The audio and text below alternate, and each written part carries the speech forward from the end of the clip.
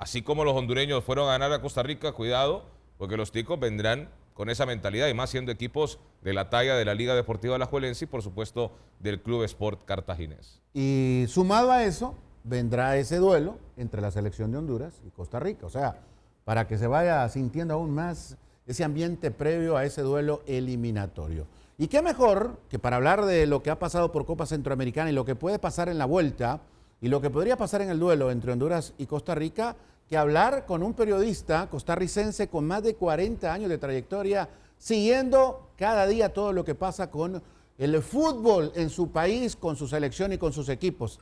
Everardo, qué gusto saludarte. Carlos Ordóñez te habla. Aquí estamos junto a Jimmy Arturo Rodríguez en 5 Deportivo para compartir contigo tus impresiones de lo que se ha vivido en esta Copa Centroamericana. Qué gusto. Igual muchachos, un gran saludo para todos ustedes aquí desde Costa Rica. Estamos ubicados al sur de San José, en una región que se llama Buenos Aires de Punta Arenas, 172 kilómetros al sur de la capital, por una razón personal que hemos venido a esta hermosa comunidad rural. Un gran saludo para usted, Ordóñez, también para Jimmy, que tengo gusto de conocerlo hace muchos años, para su papá el saludo. Gracias. Para toda la gente de Honduras, ¿verdad? Que la verdad me alegra mucho compartir con ustedes, que me inviten aquí a 5 Deportivo, que me inviten en Honduras. Tengo magníficos recuerdos compartidos con muchos de ustedes en diferentes situaciones, vivencias.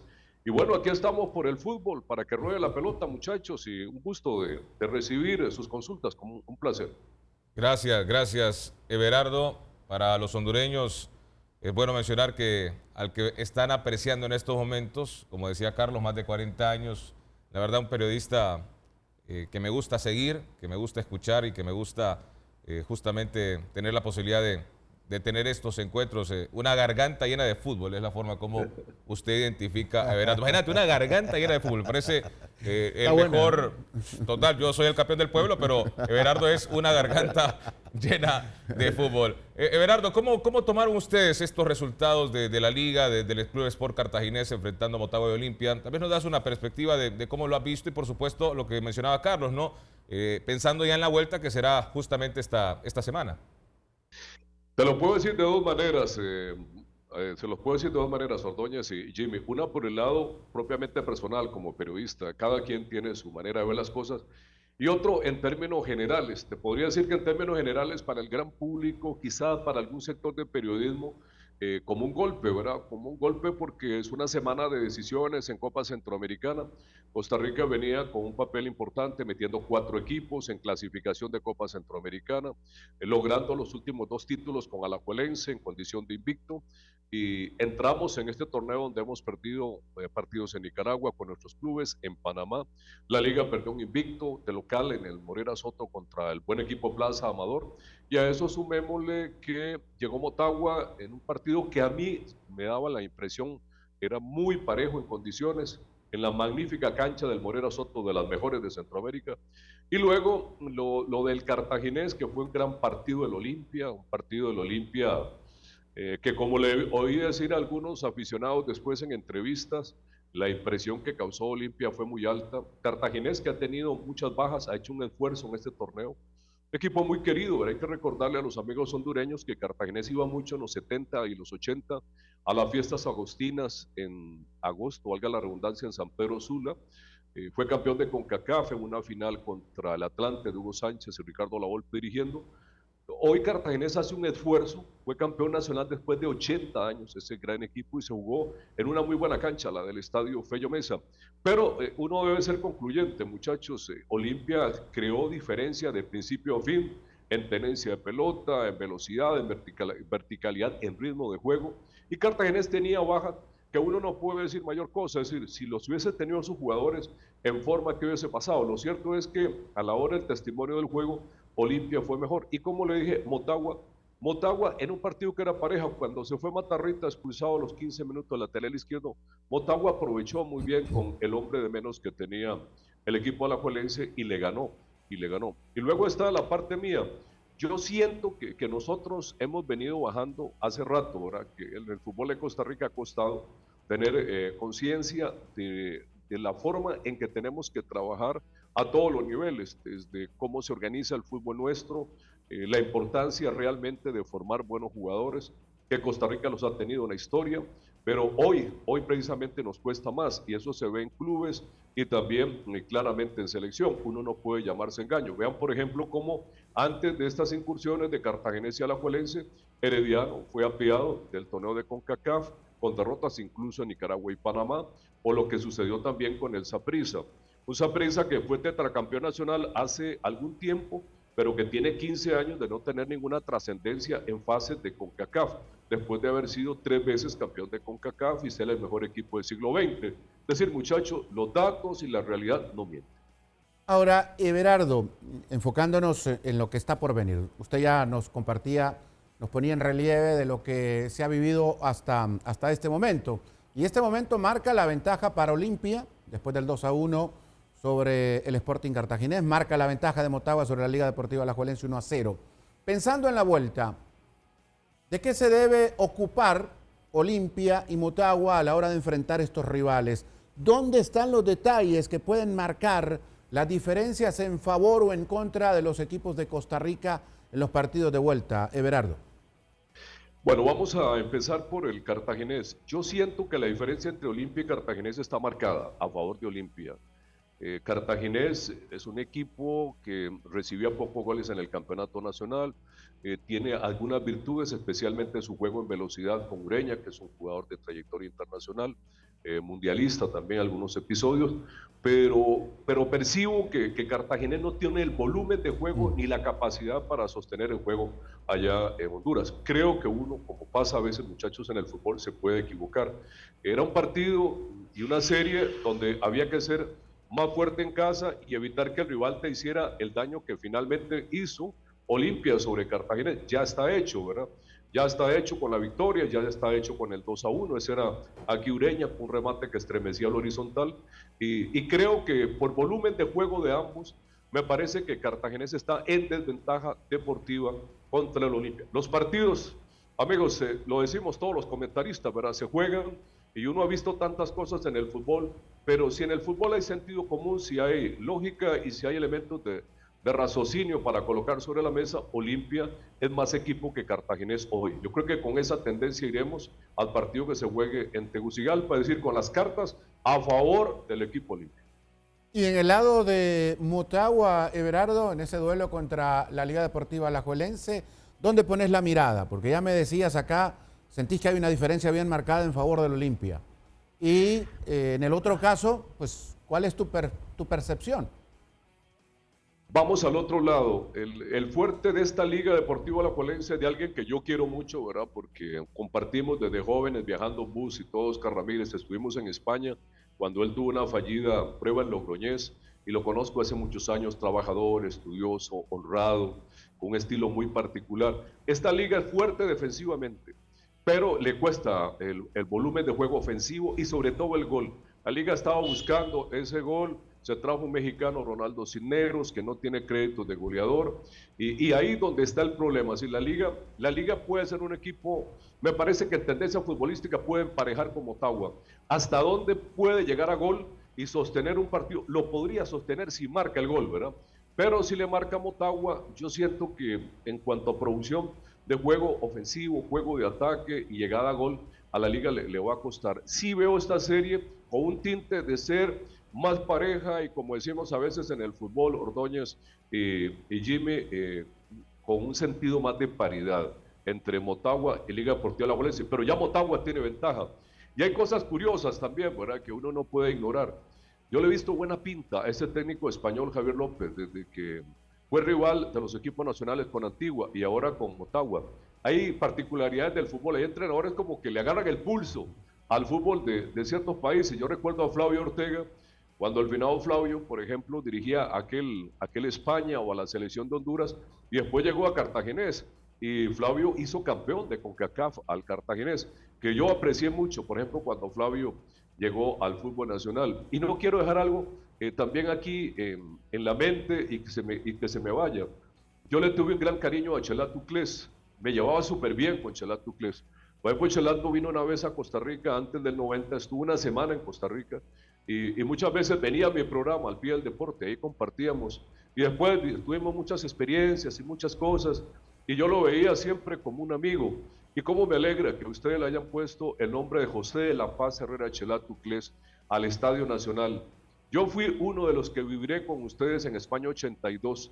Veníamos de ver aquel trágico 10-1 que le impuso Hungría a El Salvador, y los centroamericanos entramos así al partido, era aquel España contra Honduras, pero cómo se pararon ustedes. Todavía recuerdo a mi papá, que Dios goce, un señor mayor, la alegría, y ahí cambió mi mentalidad en mucho por el fútbol, ¿verdad? Por el fútbol centroamericano. Y yo, por ejemplo, cuando ustedes juegan, obviamente no contra Costa Rica, sino contra otros equipos de CONCACAF, del Caribe, del Norte, de Europa, yo normalmente me alineo a los equipos centroamericanos, me alineo a los equipos latinoamericanos, aunque soy muy de espíritu futbolero, ¿verdad? Yo estuve, por ejemplo, en la final del Mundial de Qatar y tenía unos carajos que se volvían locos con Argentina ganando 2-0. Yo viendo el partido, que vimos la mejor final de campeonatos mundiales, ¿verdad? Que incluso llegó en términos de penal para que lo ganara la selección argentina. Pero muchachos, esto es fútbol, y el fútbol nos enseña cosas, pero la bola tiene que rodar. Sí, por cierto, gracias por esos buenos deseos que sabemos que son sinceros, Everardo.